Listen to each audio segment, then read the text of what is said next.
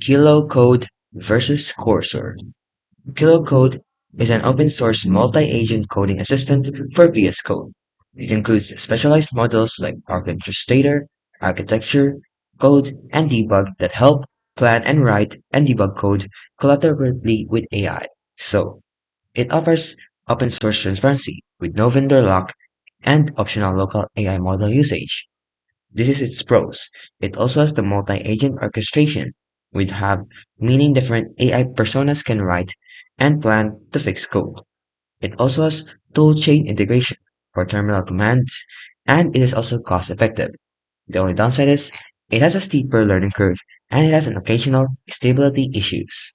Now Cursor, on the other hand, is a proprietary AI-first IDE fork from VS Code.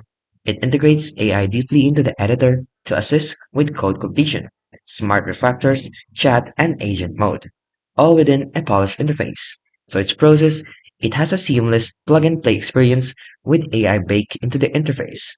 It also has a context-aware code intelligence, including smart, autocomplete, add code-based queries, and deep refactoring. It also has enterprise readiness, including privacy mode, SOC2 compliance, and multi-platform support. And it has a strong developer acclaim.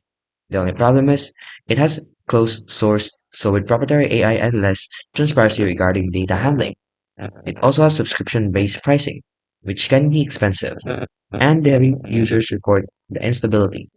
So overall, if you value transparency, control, and customizable workflows, go with Kilo Code.